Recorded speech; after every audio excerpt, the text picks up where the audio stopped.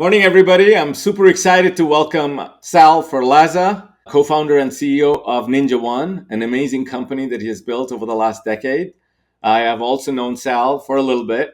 We worked together in a small little company called Sonic Wall, a few years ago. But Sal, welcome. Super excited to have you. Thanks, Sugata. Thanks for inviting me. I'm excited to catch up. It's been a minute since we chatted, and look forward to the discussion today. Yeah, and the IT industry has changed quite a bit since you and I, were together doing a few things with the channel, with security and etc. But before we get going, Sal, why don't you introduce a little bit about yourself? A lot of people know you, but some of our audience, I think it'll be great to hear about who you are and some of the great things you have done. And then we'll get into NinjaOne and the journey, the amazing journey that you have had. The thing I like to talk about least is myself, but I'm born and raised in New York. I started my career working in Anderson Consulting, dating myself, aka Accenture, and Steve Goodman really well. I followed him and a bunch of his folks, and I wound up doing multiple startups with him, and I got the bug, and I've been doing startups since I think it's since 1998 now. So it's been quite a. I mean, I think you're talking 20 something, 30 years been doing startups. So Ninja, I think, depending on how you look at it, is my sixth or seventh startup. I would say in past lives, I was the expert at the early. My sort of philosophy has always been with venture capitalists and certain investors, it's like, you spray a bunch of investments out, hopefully you find a Google in there and some other high growth stories. But I think my philosophy always been is I always got to get on base, using a baseball analogy. I got to be one for one. So it might be a small acquisition, it might be a big one, it might be the extraordinary growth journey that Ninja had. But that's kind of always been my philosophy. Yeah, I know you for a while. You had a bunch of startups, and I've been into your offices in several of them. Packtrop was another one. Lasso Logic was another one. So talk to me a little bit about, how do you get started with every one of these ideas? Because I also know you have funded several of them. How do you sense a market? How do you figure out how to go after it? How do you put a team together? And then we'll talk about some of them worked, some of them didn't work. This one, NinjaOne, has worked amazingly well. Some of the takeaways. So let's talk about how do you start? I think there's two types of entrepreneurs. There's the visionaries, right? Like the Bill Gates that are like groundbreaking, doing something that's never been done before. I'm probably in the incremental innovation entrepreneur category. I think the first thing is you find pain as an entrepreneur and you want to solve that pain at all costs. So, for me, I was software engineer as you know, for a long time. I was in the tech chair. I actually early in my career, I worked in IT briefly. So the first startup I would say Lasso was, and I had done a video game startup, which because I had pain, I enjoyed video games, and there was a video game that wasn't made. The second startup, I was working as a co-founder in sort of an e-learning play, so I wasn't the entrepreneur of record.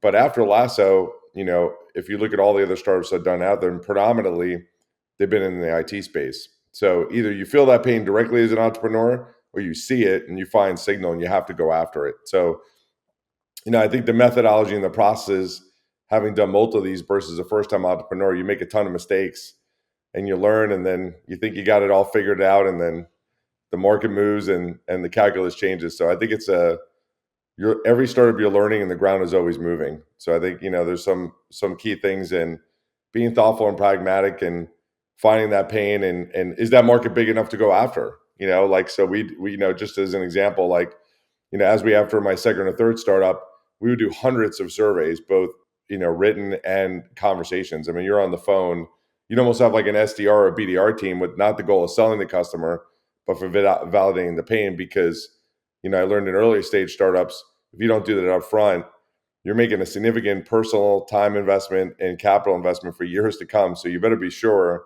before you jump in the deep end, that you're ready to go.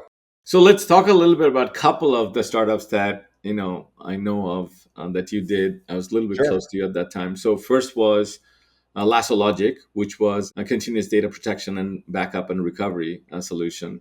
And then another one was a network monitoring that you did on Packet right? Sure. So what worked well, pulling it together, pulling the investors together, pulling the solutions together, scalability wise, you took it to a certain level versus NinjaOne is a very different level. So compare the first two, what was similar or different from a discovery perspective and scaling perspective, and what you think didn't go the way you would have liked or went the way you liked. Yeah, I mean, last I remember, I was the CTO, so Steve did all the hard work of running around and corralling investors, and I think Sal in 2004 didn't have appreciation for that stress and the time of doing the cold start stuff. So at Lasso, I got the opportunity to build the technology, be the head of product, and actually partner quite closely with Steve on building the sales rig.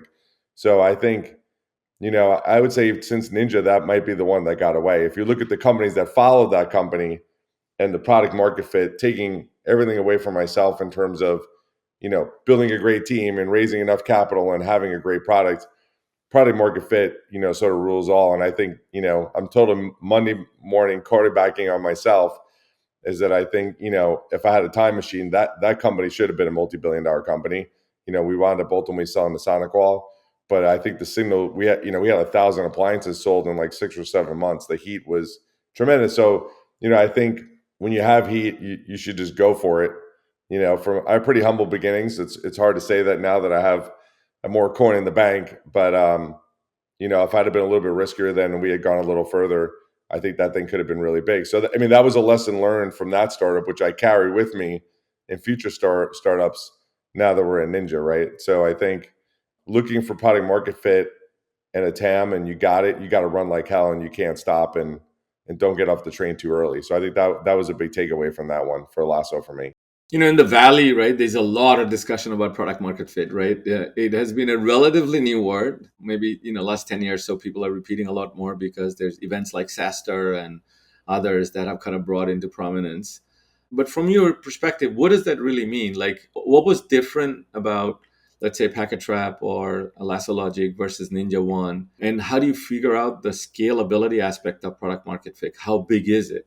I think it's one of those things where you could do as much analysis as you want, and you have a plan and everything's figured out, and then you start the company and the ground moves, right? So I think, and you need a little bit of luck too, right? So I think the thesis that Steve had come up was replacing tape backup, and that was the product market fit. Is that people tapes were not not reliable, they didn't work, they were slow, and hard drive prices had dropped like a rock during that time. Bandwidth was still quite expensive. I laugh because we actually had continuous data protection both on prem and off prem, and uplink speeds were a blazing 256 kps and 3 megabit down. But hard drive spaces had gotten quite inexpensive where it actually became practical to get rid of the tape, and the durability of those drives got better. So that was the product market fit. Like the right time, the right place, we're solving a significant pain for the administrators, increasing reliability at a reasonable cost. And that's why I think about product market fit for that at that time for Lasso. And from the scalability side, like how do you determine that this thing is going to scale and then go to market side? Can you talk a little bit about that experience? Yeah, I mean, like I said, I mean, I think we looked at the backup TAM, which is an enormous TAM. I mean, I'm totally dating myself, but if you think about eVault was like the first, like sort of disk based backup, offsite backup.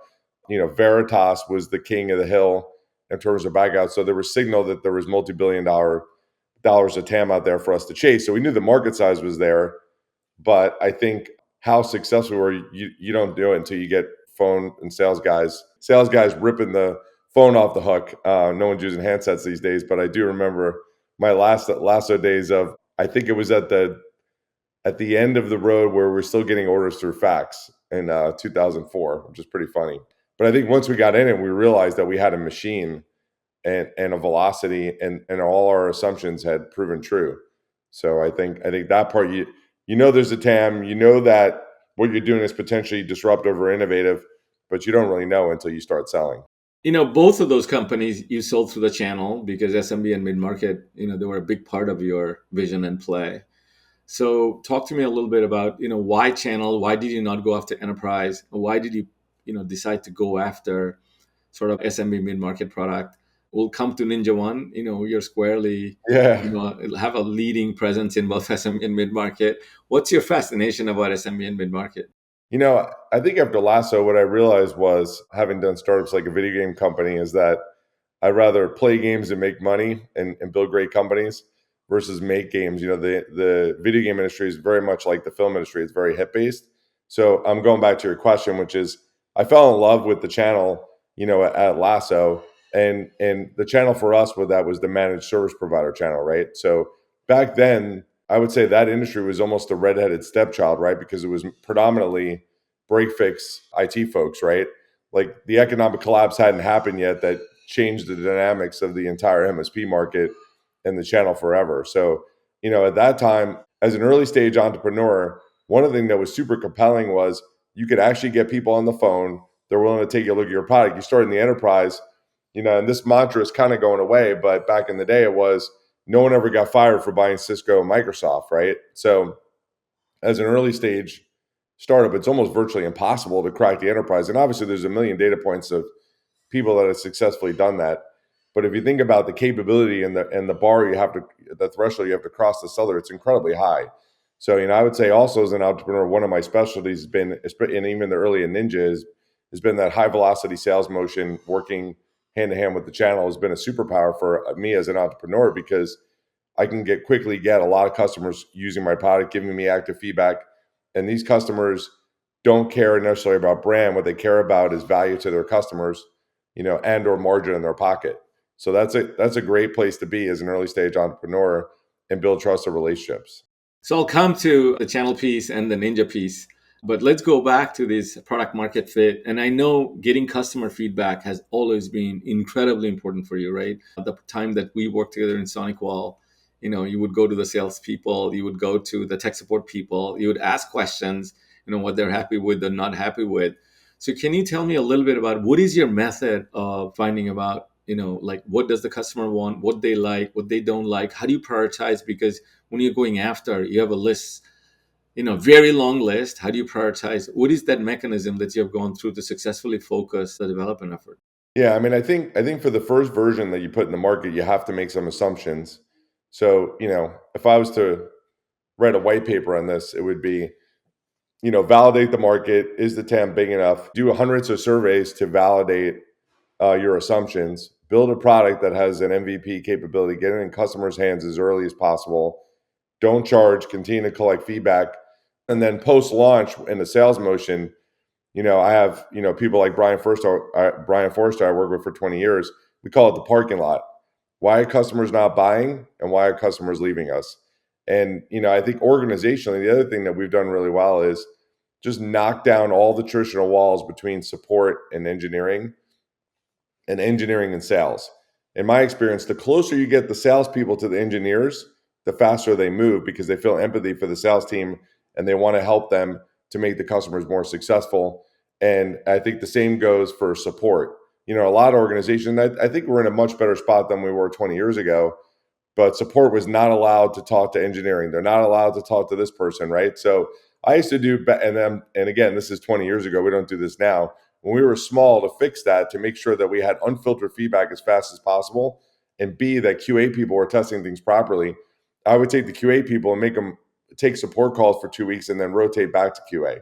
So if you didn't find the bug you caused, you got to enjoy fielding the support tickets and getting the customer feedback directly. So I think what we've done in Ninja is the fourth generation of the way I've kind of always thought the way we run companies. In today's world, it comes from communities, it comes from product managers.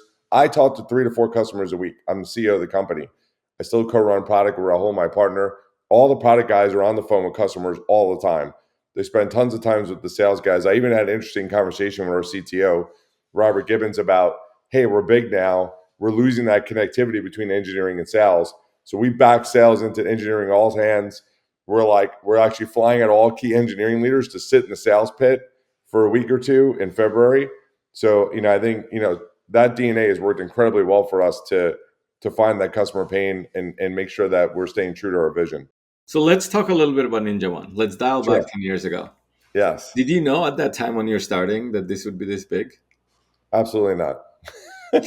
Yeah. So the premise of which we started Ninja was if you looked at the tools at that time in 2013 and through all the other startups I'd done in the MSP market, because I've been in the MSP market now since 2004, was that most of them were not happy with their RMM. So, the remote monitoring and management tool that's used for MSPs to do their service delivery. It's the primary tool. So we tested that thesis through hundreds of calls. This is, the fifth or sixth startup for me.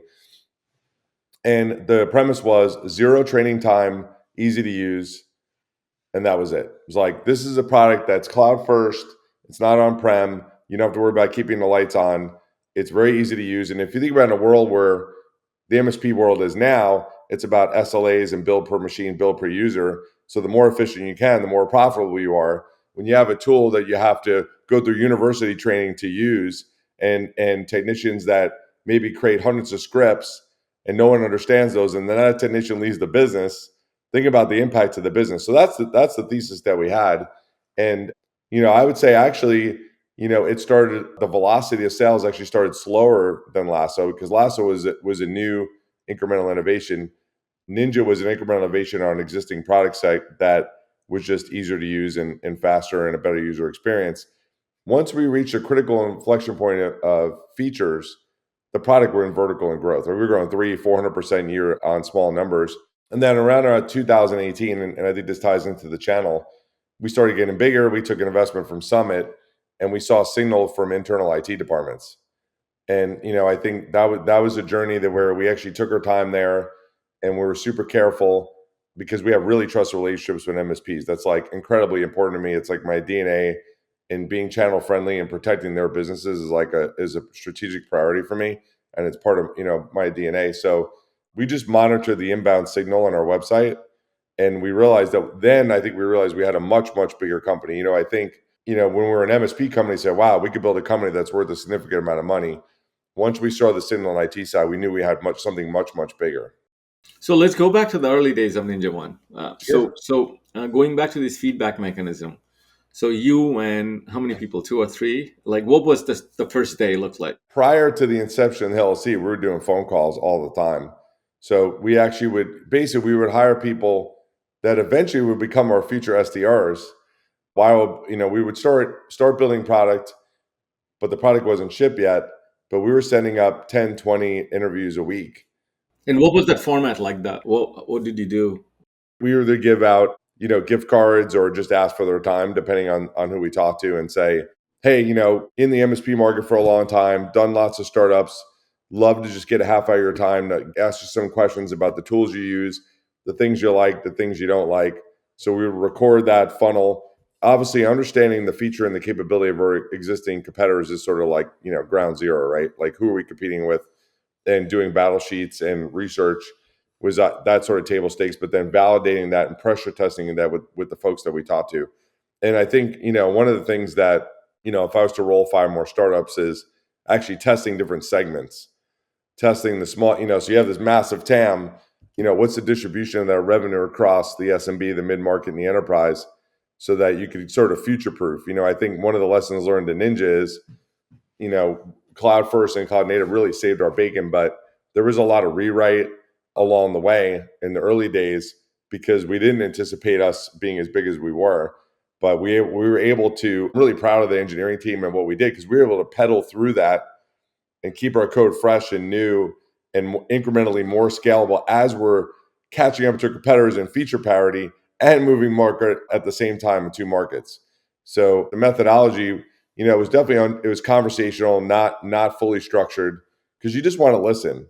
Like I think going in with 10 or 15 questions is helpful, but to really pick up on, and I talked about pain, you got to let them talk. Just let them talk, vent to you. Some of it may be white noise and not helpful to you, but it actually might inform other products that you want to build in the future, selling to the same buyer persona, right? So it's a big investment, but I think it's really worth it.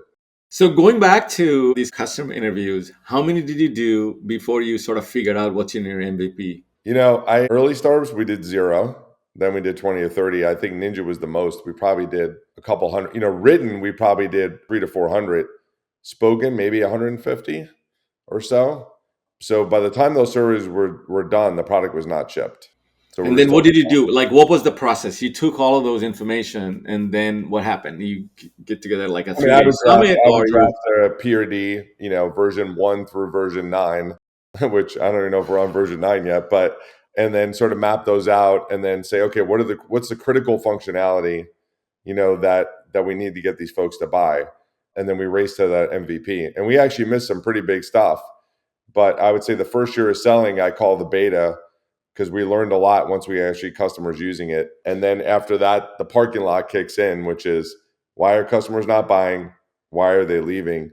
And I think what's fun with Ninja, I'm not sure every journey would be like this, is that we'd rip through that list. And I laugh at my co-founder Chris. There was actually a time, I think it was like a 2018 or 19, where the parking lot was completely empty and was like, there's no reason a customer would never opt out for any feature reason, and they would never not buy. So I said to my co-founder, I was like, I think we're done. I think we're there. And then 2 weeks later, we moved up, and bigger customers started looking at it, and then we choked and died on another 1,000 features that we were missing. So it's a pretty funny internal joke. When you think you got to figure it out, the customer persona changes a little bit. You move up, you get bigger customers, and I think once that happened the second or third time, we realized, and that's basically been a journey in Ninja, is that we step up, we add some capability. We're still in hyper growth the whole time. Then we hit this spike and we go vertical in growth again. And we're following, and my biggest fear, and I think you've probably seen this at other companies too, is you get big and you destroy the things that made you successful. So there's this pressure to completely reinvent yourself.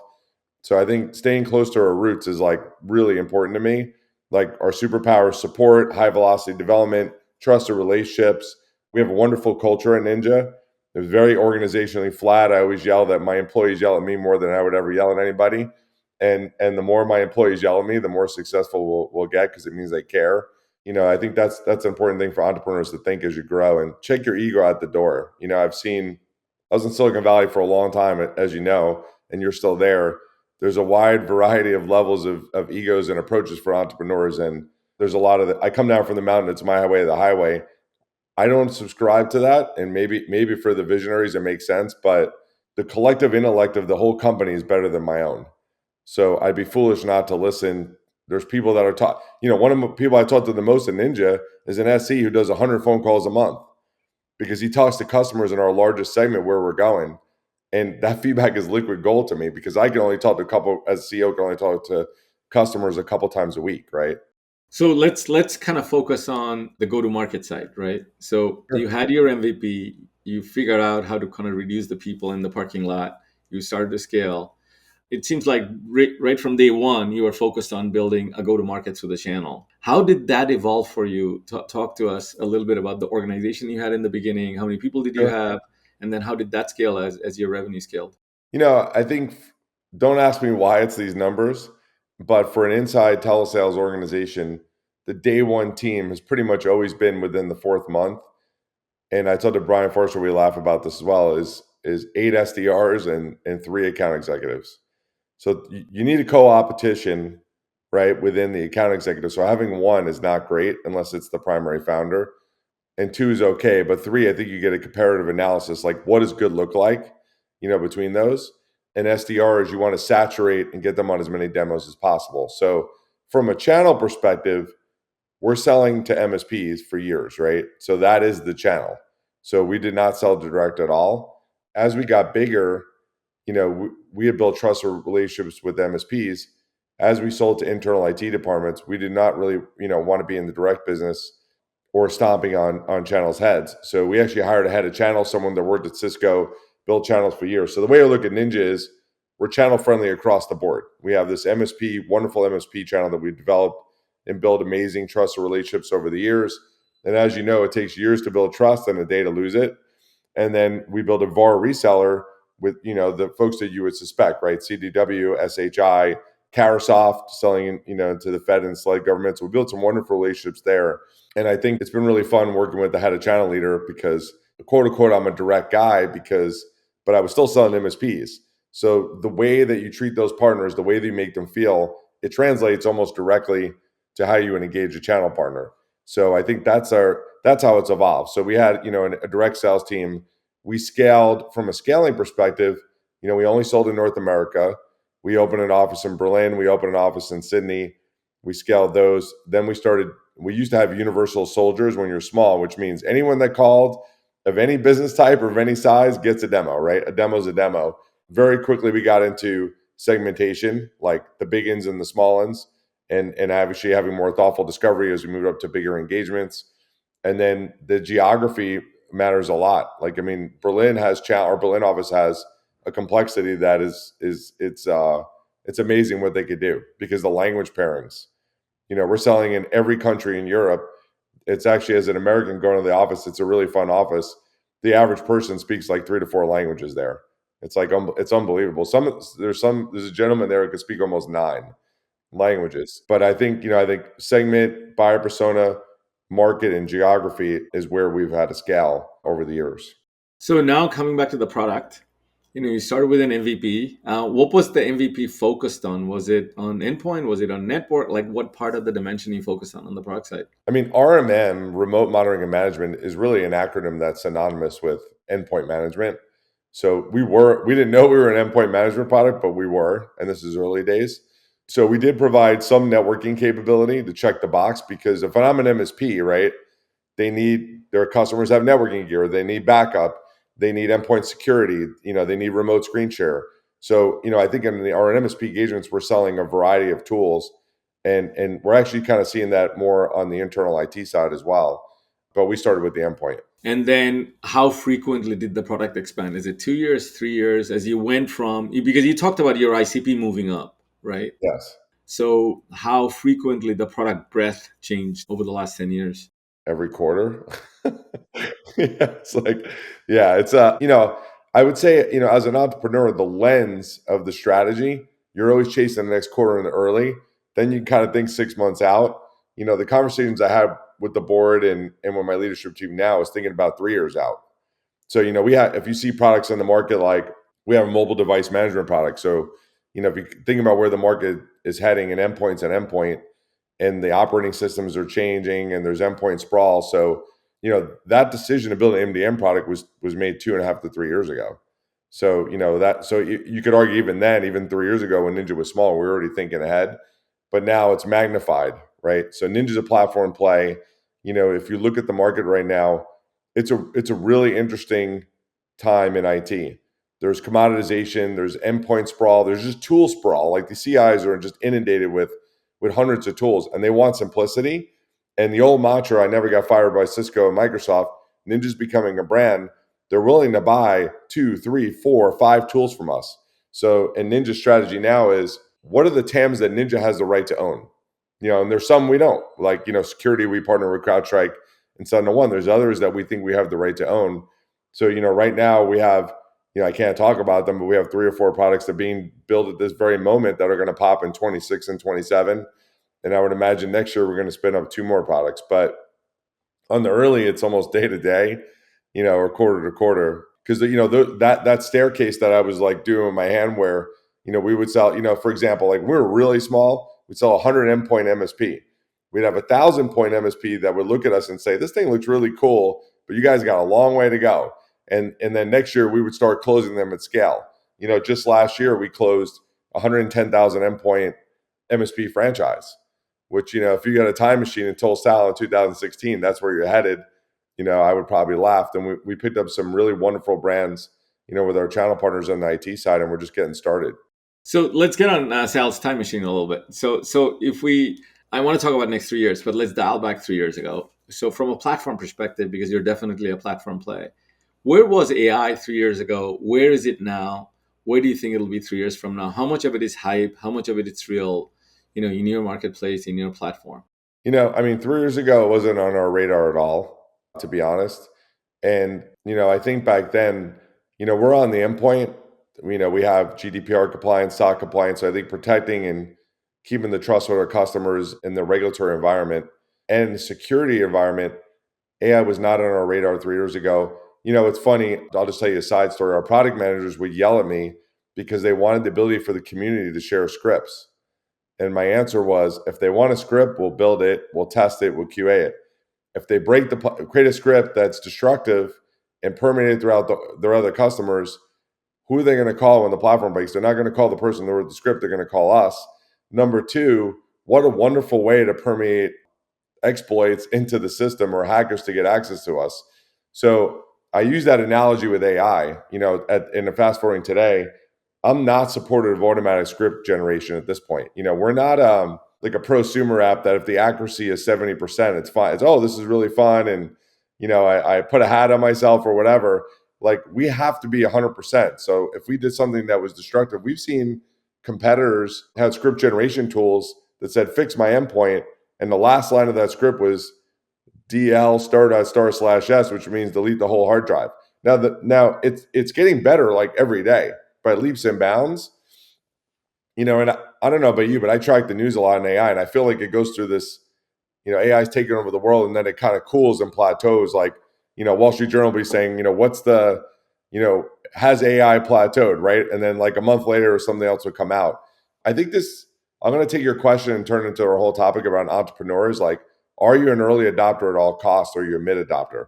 So I always joke in terms of phone. Am I Samsung or iPhone? I'm not Samsung. Samsung had better batteries. Their batteries blew up on the plane. Apple figured it out and then built it later. So I actually like earlier stage entrepreneurs to me to beta test all the new technologies so they get better, and I could build them at the tenth of the cost. So and this is indicative of the market that we're in. We're in B2B IT. We need to be really careful about the things we do, but also move quickly. So we hired an SVP of AI. We think on like sentiment, advice, navigating data, like there's amazing gains and productivity gains internally that we're seeing already. But I think in a way we're already autonomous. We're automating tons of stuff for the IT org. So being autonomous to some extent, what's the incremental value and the risks associated with AI, data governance and all that kind of stuff. But I'm incredibly enthusiastic, and I think it's going to help us accelerate the new TAMs that we go over. I think we're going to be able to develop products much, much faster, of much higher quality, and we're going to be able to provide more value to our customers much faster. You've gone through so many innovation cycles. So if I had you guess, what is long? Is it a year? Is it 3 years? Is it 10 years? Like, what is the When I definition? talk about AI, I mean like 3 years out. But I think you asked 3 years ago, today, and 3 years in the future. So I think on the long, I think, and it's not a light switch, right? Like innovation is not a light switch. I think we're going to see incremental gains every 6 months from AI helping us. Like we're having conversations internally. You think of the brain damage of content you have to wade through and review, and with patches, we're in patch compliance. Like, is the patch good? Is it bad? We just released a patch sentiment feature.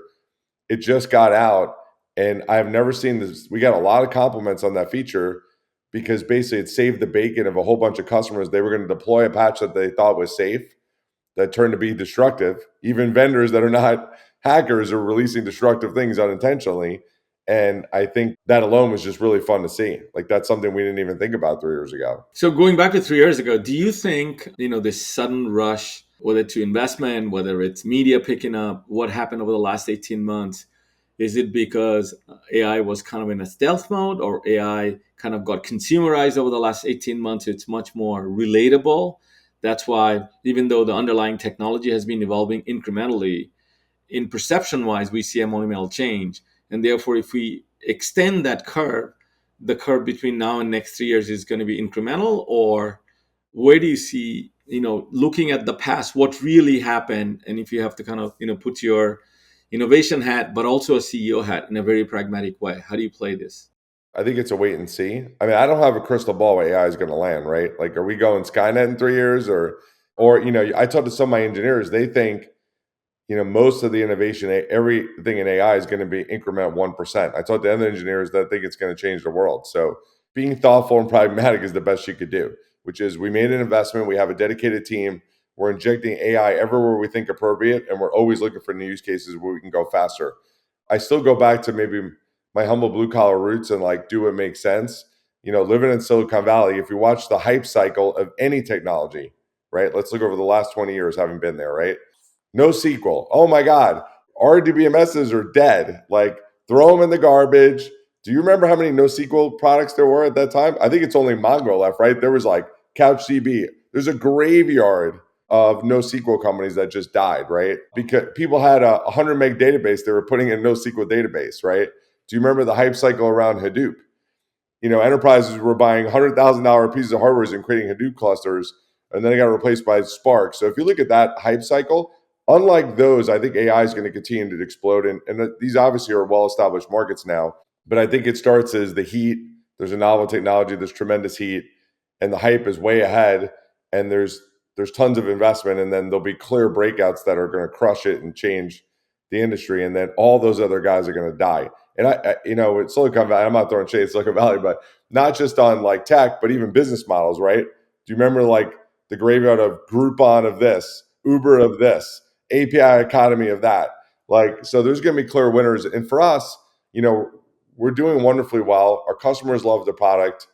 I think we need to be smart. We need to be fast, but we also need to be careful. So let's talk maybe as a last point. The most important piece, at least in your business, as a part of the product, is the go to market around the ecosystem, right? So who is in your ecosystem? If we have to define the NinjaOne ecosystem, MSP is of course part of it, but who are the big players, cluster wise, label wise? How would you classify them? I think it depends on the market, right? So if you look at the ecosystem in MSP, right, there's obviously all my friends or competitors like ConnectWise, Kaseya, and Enable. There's newer technologies like Roost, like connector apps. There's a host of vendors there.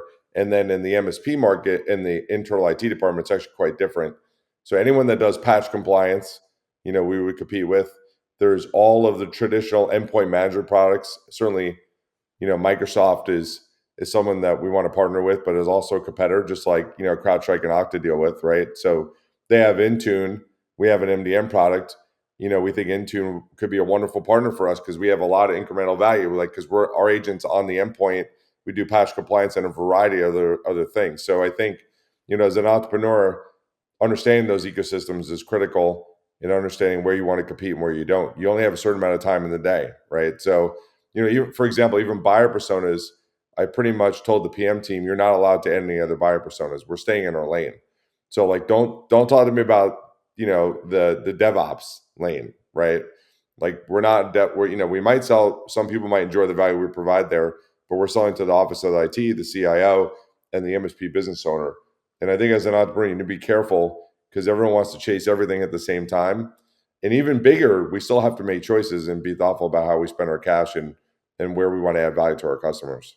And then, other than the tech alliances, the product and the technology that you talked about, if you talk about sort of the MSP bars, reseller channel, how does that look like for yours? Like, what's the composition of that part? I think we talked about it a little bit. I mean, in the MSP market, we sell to MSPs directly. In the internal IT department, we see a lot of promise and excitement around the channel and our team partnering quite well, with the CDWs, the SHIs, and the Carousels of the world. And there's actually a whole list of other partners that we've been working and developing relationships with. But, it all comes down to trust. We sort of have like a deal, we protect the businesses of our MSPs. So, and I think being able to navigate channel conflict and always above board and fair and never taking food out of the mouths of either channel, I think is critical and it's an accelerant, right? So, we've had deals where there's channel conflict rarely, but maybe between an MSP and a CDW. And we treat that as a deal reg as a deal reg. Who's the first person in, do an examination. I used to make a joke when we were small is that internal customers would call us and say, we want to buy Ninja. And then about 2 times a year, we get a call from an MSP. I hate you guys. I'm going on Reddit. You sold my customer. I can't believe you did this to me. It's like, well, slow down. First of all, we don't know who your customers are because we don't look at your data. So we don't know who your customers are. Number two, we're going to tell the customer they have to buy with you because we protect the relationships. You guys are the best. We love you. And I think in staying close to that DNA, and it requires a lot of discipline and a lot of operational rigor in the talk tracks of our sales team, right? Because sales folks that are core and operate gravitate toward what's towards easy. So I don't think channel is always the easiest, but I think the dividends are worth the effort.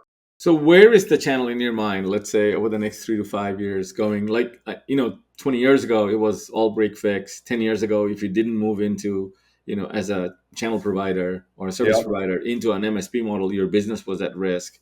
Today, most of them have some sort of a managed services, depends on the depth. A lot of them are building managed security services because they Yes. want to be the CISO of SMB.